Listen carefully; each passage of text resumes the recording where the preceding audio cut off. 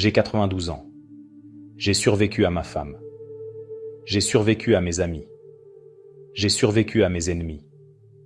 Et j'ai survécu à la version de moi-même qui se souciait encore de ce que les gens pensaient de moi. Je me tiens tout au bord de la falaise. Je vois le fond.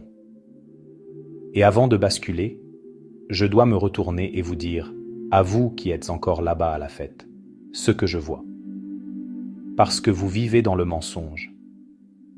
Vous vous promenez avec cette illusion arrogante et confortable que vous avez du temps. Vous traitez vos jours comme s'ils ne valaient rien, comme si vous en aviez une réserve infinie à la banque. Alors, je suis là pour vous dire que vous êtes fauchés. Nous allons tous mourir. Vous le savez intellectuellement, mais vous ne le savez pas vraiment. Vous ne sentez pas l'acier froid contre votre cou. Si c'était le cas, vous ne vivriez pas comme vous vivez. Se racle la gorge. Alors, laissez-moi vous parler d'un homme qui s'appelait Jack. C'était en 1968. Jack était mon meilleur ami. Il était plus intelligent que moi, plus beau que moi et plus riche que moi. C'était un requin. On prenait un verre un soir pour fêter une énorme affaire qu'il venait de conclure. Il fumait un cigare cubain, vautré dans son fauteuil en cuir, et il m'a regardé en disant « Franck, 5 ans de plus. C'est la stratégie. Je bosse dur 5 ans de plus.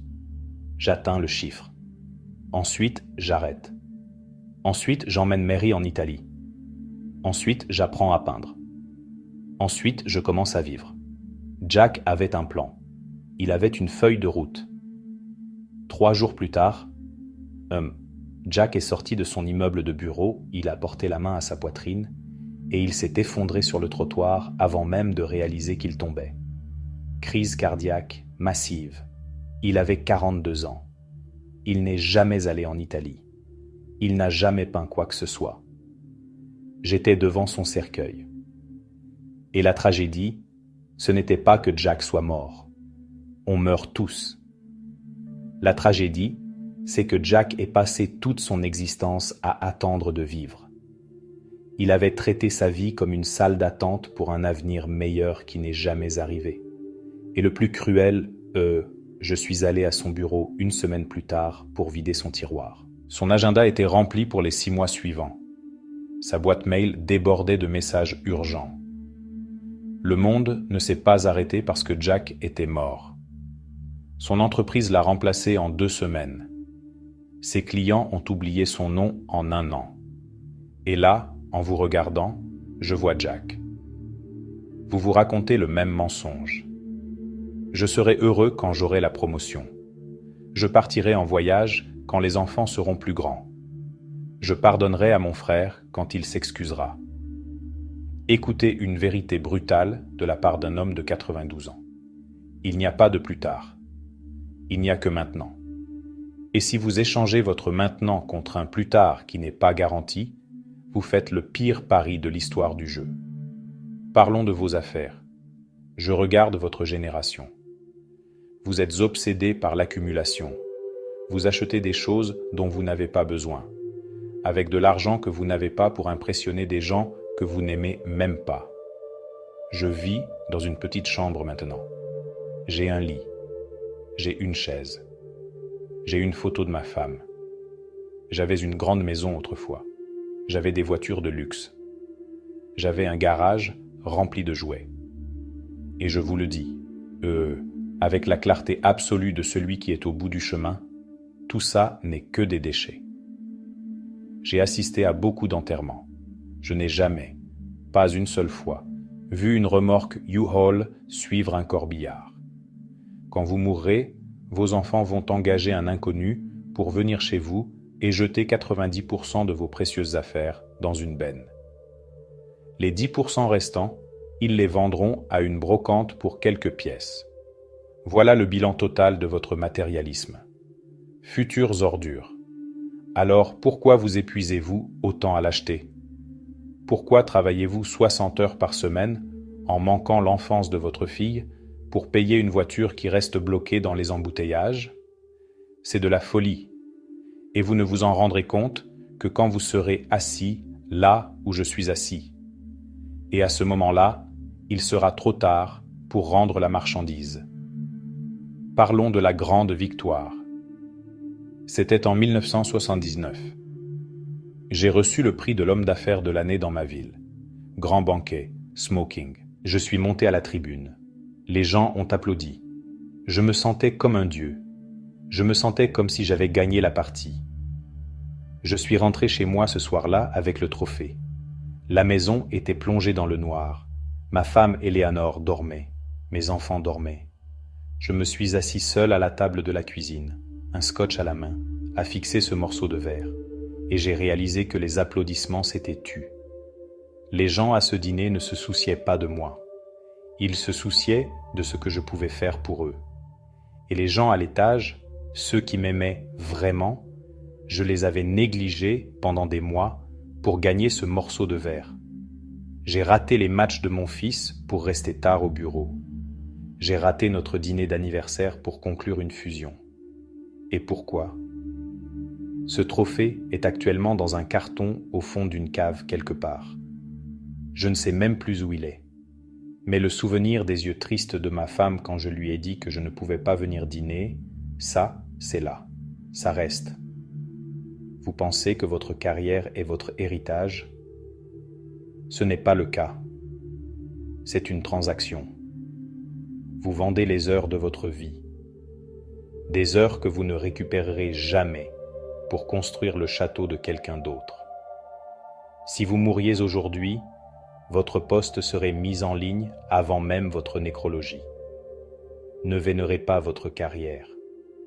Elle ne vous aimera pas en retour. Elle ne vous tiendra pas la main quand les lumières s'éteindront. Alors qu'est-ce qui compte ? Si l'argent est illusoire, si la carrière est un piège, et si les objets sont des déchets, que reste-t-il ? Je vais vous le dire. Les seules choses que vous gardez sont celles que vous avez données, l'amour que vous avez donné, le temps que vous avez donné, les liens. Je suis assis dans ce fauteuil et je ne revois pas mes affaires. Je revois les dimanches matins avec Éléanore. Je revois le rire de ma fille quand elle avait 3 ans. Je revois le moment où j'ai aidé un inconnu à pousser sa voiture hors d'un banc de neige. C'est la seule richesse qui existe. Voici mon défi. Voici la stratégie sans concession pour le reste de votre vie. Premièrement, tuez votre ego. Vous avez tellement peur d'avoir l'air ridicule. Vous ne prenez pas le risque. Vous ne lancez pas l'entreprise. Vous n'invitez pas la fille. Pourquoi ? Parce que vous avez peur de ce qu'ils penseront. Laissez-moi vous libérer. Personne ne vous regarde. Ils sont trop occupés à s'inquiéter d'eux-mêmes. Vous n'êtes le personnage principal que dans votre propre tête. Pour tous les autres, vous êtes un figurant. Arrêtez de laisser la peur du jugement des autres vous paralyser. Leur jugement pourrira dans la terre à côté d'eux. Deuxièmement, pratiquez la dernière fois. C'est une technique stoïcienne et elle va changer votre vie. Chaque fois que vous faites quelque chose, n'importe quoi, rappelez-vous qu'un jour vous le ferez pour la dernière fois. Un jour, vous porterez votre enfant pour la dernière fois. Un jour, vous embrasserez votre conjoint pour la dernière fois. Un jour, vous boirez une tasse de café pour la dernière fois. Vous ne savez pas quand ce jour viendra. Ça peut être dans 10 ans. Ça peut être aujourd'hui. Si vous vivez avec cette conscience, vous ne prendrez plus jamais un instant pour acquis.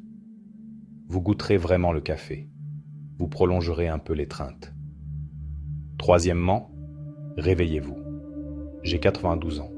J'ai mal au dos. Mes yeux sont fatigués. Mais vous, vous avez le ticket d'or. Vous avez votre santé. Vous avez votre jeunesse. Et vous la gaspillez à faire défiler un écran. Vous vous engourdissez. Arrêtez. Sortez. Sentez le vent.